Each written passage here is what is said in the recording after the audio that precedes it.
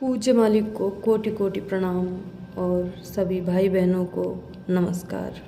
ये लेख हमारे परम पूज्य बाबूजी के द्वारा लिखा हुआ है, मेरा अस्तित्व, जिसे शुरू करते हैं। श्रद्धा जम जाने के बाद अभ्यासी के कदम ठीक गुरुदेव के कदमों पर पड़ने लगते हैं और जो कुछ भी उनके पास है वह सारा उसमें उतरने लगता है। यह एक बहुत विरल अवस्था है और बहुत कम लोग इसे प्राप्त कर पाते हैं, पर इसका मतलब यह नहीं कि लोग इसके लिए मात्र इसी कारण से प्रयत्न करना ही छोड़ दें। अधिकांश लोगों की प्रगति उनके स्व, कुटुंब तथा समाज आदि से संबंधित विकारों में फंसे होने के कारण रुकी रहती है। वे लोग कार्य की अनेक योजनाओं पर योजनाएं बनाते चले जाते हैं, पर मन की स्थिति में परिवर्तन या सुधार लाने की कभी परवाह नहीं करते। क्या यह उनके महत्तम हित की न होगी कि उनका ध्यान इस ओर आकर्षित किया जाए? दूसरों की भलाई का काम करना निसंदेह अच्छी चीज है, पर उसके पहले स्वयं अपनी नैतिक उन्नति का प्रयत्न करना और भी अधिक अच्छा है। ऐसा करने से मानसिक संतुलन स्थापित हो जाएगा, जिससे सारे कामों में अत्यधिक सहायता मिल सकेगी। इसे परमेश्वर की एक सबसे बड़ी देन समझा जा सकता है। ईश्वरीय कृपा उसकी ही ओर प्रवाहित है जो अपने को इसका वास्तविक पात्र बनाता है। इसलिए यह अत्यधिक महत्वपूर्ण है कि व्यक्ति विकास का जागरूक प्रयत्न करे और हृदय में अंतिम प्राप्तव्य की सजीव चेतना बनाए रखे। दूसरा प्रश्न यह उठता है कि साधक किस प्रकार का व्यक्ति हो? वह वही है जिसने दुनिया के आकर्षणों से मुंह फेर लिया है, जो केवल एक ही उद्देश्य से प्रेरित है और जो हर घड़ी केवल वही सोचता है जिससे लक्ष्य प्राप्ति में सहायता मिले। ऐसे साधक को उद्देश्य की सिद्धि करवाने वाला योग्य गुरु मिले बिना नहीं रह सकता। ऐसा साधक अनर्गल विचारों के बहाव में गलत राह की ओर नहीं जा सकता। वह तो सही मार्ग पर जमा हुआ अपनी साधना में स्थिर रहता है। सदैव तीव्र लगन उसे प्रेरित करती है और वह सदैव अपनी प्रगति को तीव्र करने के श्रेष्ठतर मार्ग ढूंढता रहता है। उसके स्वयं के अंतर की ज्योति मार्ग प्रशस्त करने में उसकी बड़ी सहायता करती है। यही सफलता की वह कुंजी है जिस पर ऋषियों ने बहुत बल दिया। संक्षेप में, निश्चित सफलता के लिए आवश्यक है केवल तीव्र लगन, ठीक उपाय और निष्ठापूर्ण प्रयत्न। एक अभ्यासी के लिए निषेध या उससे भी आगे पहुंचना कैसे संभव हो सकता है? सर्वप्रथम तो ऐसे सद्गुरु की कृपा हो जिसने स्वयं वह स्थिति प्राप्त कर ली हो, परंतु उसके लिए अभ्यासी को अपने भीतर इतना तीव्र प्रेम और भक्ति पैदा करनी चाहिए जो सद्गुरु को कृपा बरसाने के लिए अभिप्रेरित कर सके। निषेध की प्राप्ति के लिए सबसे महत्वपूर्ण और आवश्यक वस्तु है तीव्र लगन की वृद्धि, जो बढ़ते बढ़ते अधीरतापूर्ण बेचैनी का रूप ले ले। साथ ही सच्चे प्रेम और भक्ति की भावना जुड़ी हुई हो। जब हृदय में प्रेम भरा होता है तब अधीरता तो अपने आप आ जाएगी। न्यूनाधिक परिणाम का इस संबंध में विशेष महत्व नहीं है, क्योंकि जैसे समय बीतेगा वह अपने आप बढ़ती ही जाएगी। अब उनके बारे में क्या कहा जाए जो एक भी कड़ा शब्द या उलाहना कहते ही चिढ़ जाते हैं। इससे साफ प्रकट होता है कि वे अपनी अहम भावना के फंदे से छूटना नहीं चाहते, या फिर शायद वे ऐसा सोचते हों कि उन्हें सही राह पर लगाना और ऊंची पहुंच तक उठाना इत्यादि सब उनके प्रति मेरे कर्तव्य का एक भाग है।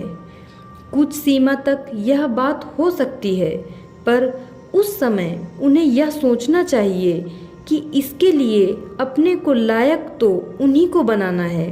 मुझे आप सबकी चिंता रहती है, पर वहीं तक जो मेरे आवश्यक कर्तव्यों के क्षेत्र में पड़ता हो। मैं हर आदमी को अहम खो देने की कोशिश करने के लिए प्रेरित करता हूँ, पर वे उसके प्रारंभिक उपायों पर भी दृष्टि डालना नहीं चाहते और मुझे यह सब चला लेना पड़ता है। मैं इसके बारे में बहुत बचा बचा कर बोलता हूँ ताकि किसी को बुरा न लग जाए। मैं दावे के साथ कहता हूँ कि केवल ईश्वर ही निषेध की स्थिति और उसके आगे सभी स्तरों को प्रदान करने वाला है। पर जहाँ तक मेरा प्रश्न है, मैं आपको विश्वास दिलाता हूँ कि मुझे तो सब कुछ एकमात्र मेरे प्यारे गुरुदेव से ही मिला। अवश्य ही मैं ईश्वर का भी इसीलिए कृतज्ञ हूँ। उसने मेरी वृत्तियों को उनकी ओर मोड़ दिया। ईश्वर या गुरुदेव दोनों की कृपा प्राप्त करने का रास्ता एक ही है। इस रास्ते से मैं ईश्वर के प्रत्यक्ष प्रेम तक पहुँच गया, जो जीवन के सर्वोत्तम वरदानों में से एक है। हालांकि यह उपाय बहुत अनमोल और प्रभावकारी है, पर इसका उपयोग करने वाले बहुत कम निकले हैं। अपनी लगन को तेज करने के साथ साथ अभ्यासी को अपने गुरुदेव का कम से कम इस सीमा तक आज्ञाकारी तो होना चाहिए जितना पाठशाला का विद्यार्थी अपने अध्यापक के प्रति होता है, और यह उसके कर्तव्य का एक अत्यावश्यक अंग है। इससे गुरु को अपने लिए कुछ नहीं मिलता, पर अभ्यासी का निश्चित लाभ होता है और उसकी क्षमता बढ़ जाती है। वास्तविक गुरु प्रसिद्धि या सम्मान की कभी लालसा नहीं करता। कुछ संतों के तो यहाँ तक दृष्टांत हैं कि अपने बाहरी बर्ताव में उन्होंने ऐसी चीज़ें अपनाई कि जो उनकी स्थिति के लायक नहीं थी। इनसे उन्होंने जन साधारण में जानबूझकर बदनामी ली।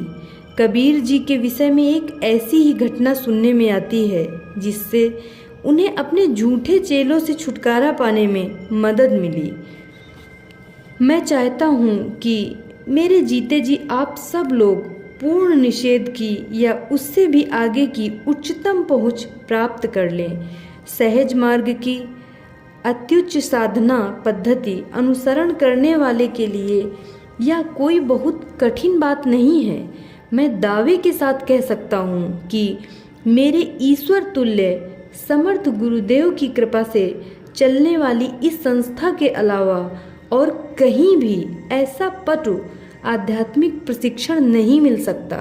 साथ ही यह निश्चित है कि ईश्वरत्व के इस प्रशस्त राजपथ पर चलने वाले भी हर युग और काल में बहुत ही कम रहे हैं।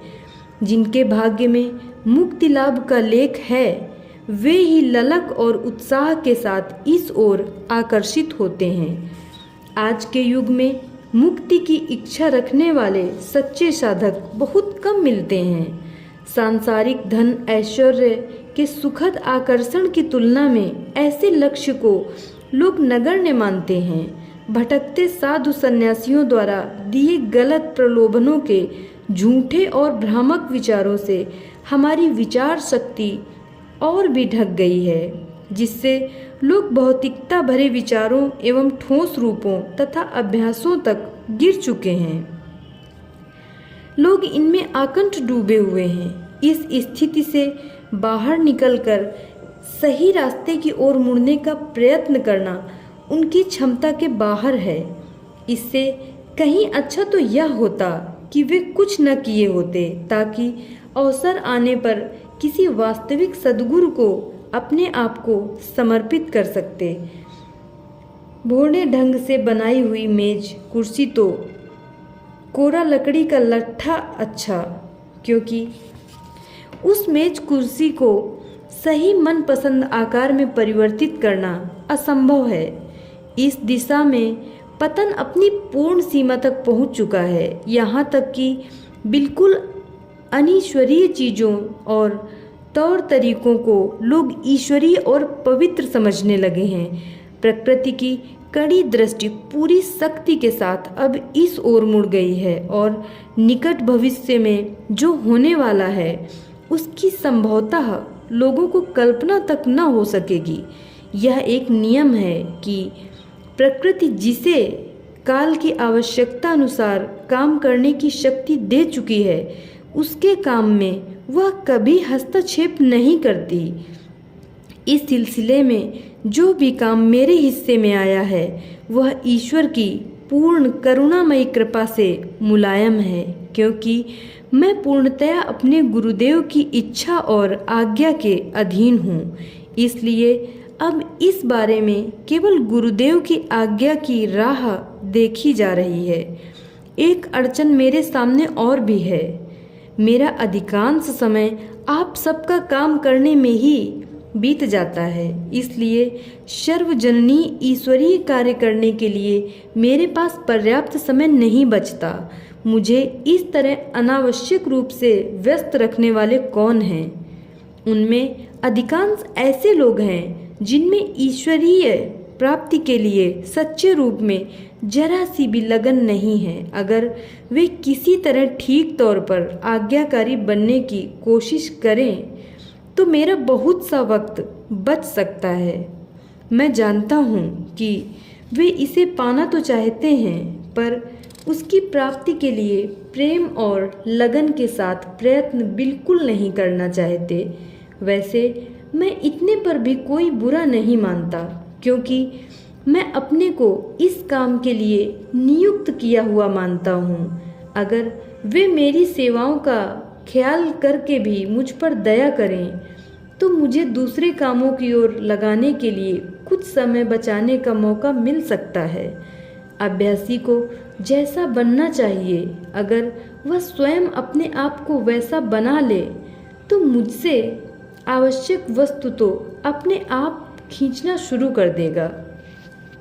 पूर्ण निषेध की प्राप्ति का तात्पर्य है अंतिम सीमा तक बिल्कुल खाली हो जाना। हालांकि संपूर्णतया रिक्त हो जाना तो किसी भी हालत में संभव नहीं, पर निषेध की भी विस्मृत अवस्था को पूर्ण निषेध मान सकते हैं।